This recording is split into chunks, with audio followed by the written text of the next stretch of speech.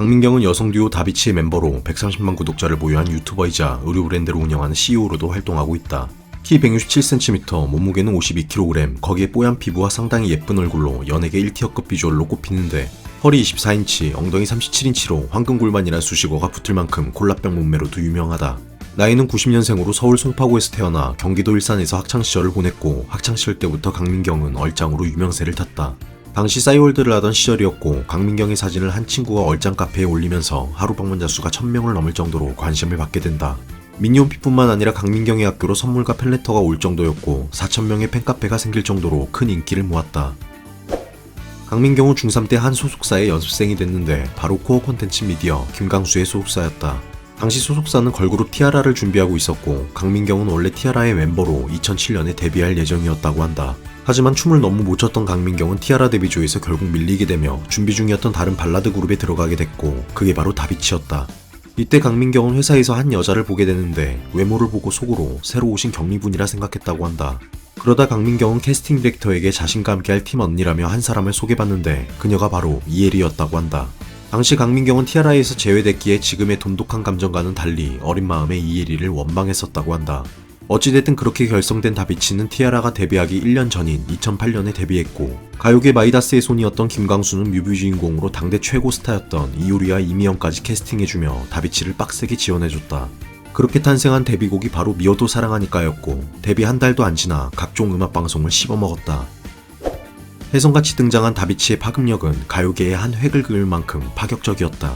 지금도 명반으로 꼽히는 1집 앨범의 타이틀곡이자 데뷔곡이었던 미워도 사랑하니까는 연간 차트에 들 정도로 한 시대를 풍미했고 후속곡이었던 슬픈 다짐은 이전 곡과는 다르게 빠른 템포의 가벼운 느낌으로 음악방송 첫 1위를 거머쥐게 해줬다. 이로 인해 다비치는 흔한 소몰이 창법 발라드가 아닌 댄스곡까지 가능하다는 걸 보여줬고 이후에도 사랑과 전쟁, 빨리빨리, 마이맨, 사고 쳤어요, 시간아 멈춰라, 안녕이라고 말하지마 등 이외에도 수많은 명곡들을 뽑아냈고 1티어 히트 가수로 자리잡았다. 참고로 다비치가 활동했던 당시 2008년은 원더걸스 쏘앗, 빅뱅 하루하루, 이효리 유고걸, 주얼리 원몰 타임 정말 말하기 입 아플 정도로 전설의 히트곡들이 질비하던 가요계 대황금기 시대였다. 메인 보컬 이혜리의 자비 없는 가창력과 강민경의 부드러운 음색은 환상의 듀오였고 사실상 대한민국 역대 최고의 여성 듀오로 꼽히며 현재까지도 활동하고 있는 데뷔 16주년 최장수 그룹이다. 참고로 다비치의 뜻은 다 비치다에서 따온 말로 세상을 노래로 다 비추겠다는 뜻이라고 한다. 다비치가 현재까지 활동하며 롱런하고 있는 이유는 2인조 그룹인 만큼 강민경과 이혜리 둘의 관계가 돈독하기 때문이다. 물론 멤버와 2명뿐이라 다른 그룹들에 비해 서로에게 맞추기 쉬운 것도 있지만 과거 인터뷰를 보면 서로 싸우지 않으려고 노력한다고 한다. 그런데 정작 방송에서 보면 다른 걸그룹은 서로 칭찬해주는 경우가 많은데 반대로 이 둘은 서로 까기 바쁘다. 음악방송에서도 1등을 하면 다른 걸그룹들은 서로 울고불고 끌어안지만 둘은 각자 친분 있는 다른 가수들과 인사하며 기쁨을 나눈다. 하지만 다들 알 거라 생각한다. 오히려 이런 게 진짜 친하다는 걸. 이혜리는 자신이 입만 열면 강민경의 연예인 생활이 힘들어질 정도라고 농담했고 강민경 또한 유출되면 이혜리의 연예인 생활이 끝날 정도의 도찰 동영상들을 보유 중이라고 밝혔다. 이혜리는 85년생으로 강민경보다 5살 언니며 대한민국 최상위권에 속하는 가창력으로 흠잡을 곳 없는 실력파 가수다.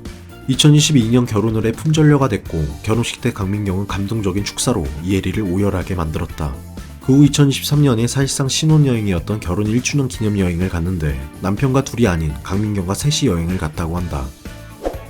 강민경은 지금도 예쁘지만 전성기 시절에는 압도적인 비주얼을 자랑했었다.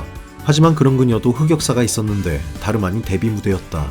2008년 윤도현의 러브레터에서 데뷔했고 얼짱 출신이었던 강민경이었던지라 소속사에서도 당시 무대에 큰 기대를 가졌다. 하지만 카메라에 담긴 강민경은 실물에 비해 후덕했고 얼짱 시절의 모습과는 사뭇 달랐다. 단순 카메라와 실물의 갭 차이가 아니었고 강민경은 당시 실제로 급격하게 살이 찐 상태였다고 한다.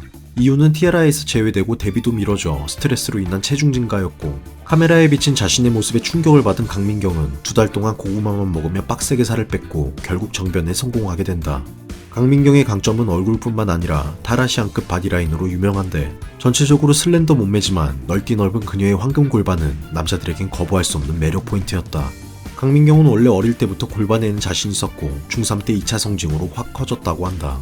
하지만 어릴 때는 튀어나온 골반이 큰 컴플렉스였고 골반이 넓은 게 좋다는 주변의 말이 이해되지 않았는데 나이가 들면서 차츰 이해하게 됐다고 한다. 강민경은 데뷔 때부터 노안 이미지로 유명했다.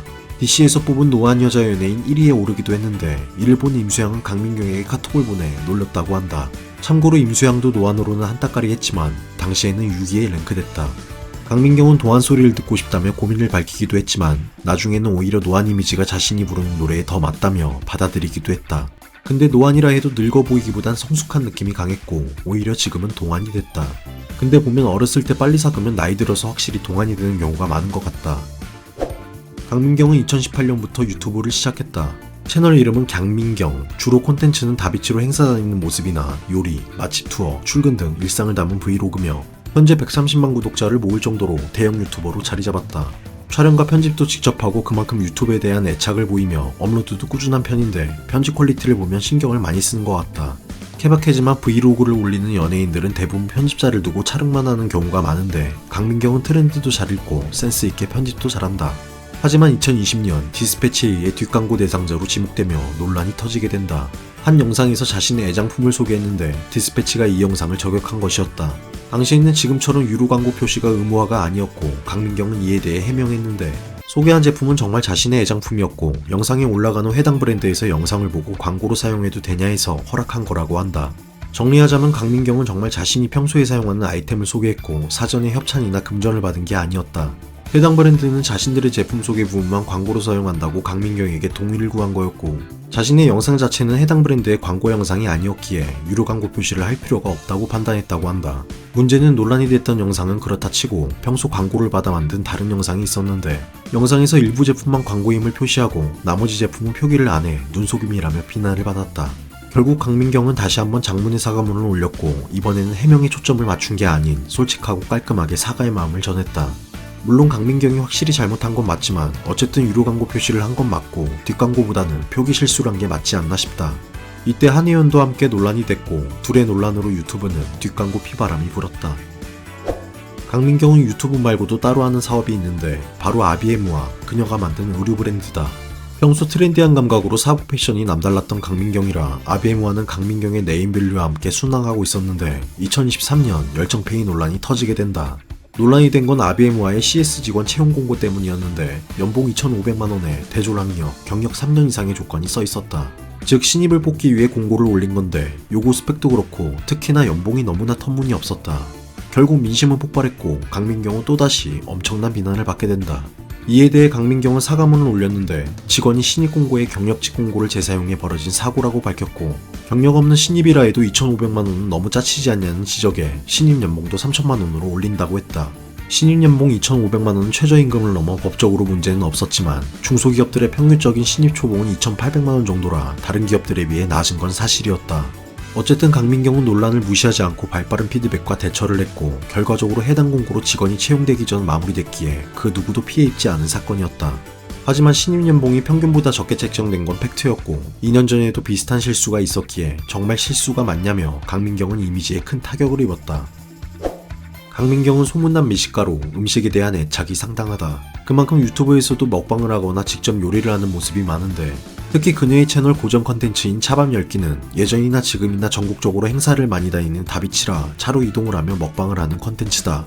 강민경이 먹는 걸 보면 먹을 때 정말 행복해 보이고 음식에 대한 애착이 많아 보이는데 음식만큼이나 술도 상당히 좋아한다. 주량은 소주 2병 정도라고 하며 그 이상 마시면 또 다른 인격인 민키가 깨어난다고 한다. 민키가 깨어나면 애교가 과하게 늘고 같이 술 마시던 사람이 집에 가는 걸 굉장히 섭섭해한다고 하며 자기랑 끝까지 마시자고 애교를 부린다고 한다. 술친구로 동갑내기 연예인 신세경과 임수양을 꼽았으며 낮술도 즐길 정도로 셋이 주당이라고 밝혔다. 나도 키고 싶다. 강민경에게는 휴지라는 댕댕이가 있다. 종은 비숑프리제로 2016년부터 키우기 시작했고 처음 봤을 때 구겨진 휴지처럼 보여서 휴지라는 이름을 지어줬다고 한다.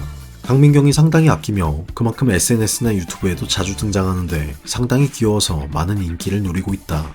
개인적인 생각으로 비숑들 보면 귀엽긴 하지만 못생겼는데 휴지는 약간 말티즈같이 이쁜 느낌이다. 휴지에게는 특별한 개인기가 하나 있는데 강민경이 입이라고 말하며 손가락을 내밀면 자신의 입을 가져다 댄다. 진짜 개귀엽네. 수많은 명곡과 히트곡들로 대한민국 가요계를 평정했던 다비치. 세월이 많이 흘렀지만 그녀들의 노래는 여전히 좋고 신금을 울린다. 다비치가 크게 성장할 수 있었던 건 이혜리의 가창력이 컸지만 분명히 강민경의 비주얼도 중요하게 작용했다. 현재는 쓰리잡을 병행하며 바쁘게 살아가고 있는 강민경. 몇몇 논란이 있었지만 법의 테두리를 벗어나지도 않았고 따지고 보면 도덕적으로도 그렇게 큰 문제는 아니었다고 본다. 이슈가 커지면서 확대되고 재생산되다 보니 과하게 욕을 먹지 않았나 생각이 든다. 이후에 빠르게 사과도 하고 모리세하지도 않았고 어쨌든 앞으로는 더 이상 논란이 생기질 않길 바라며 좋은 모습만 보여주길 바란다.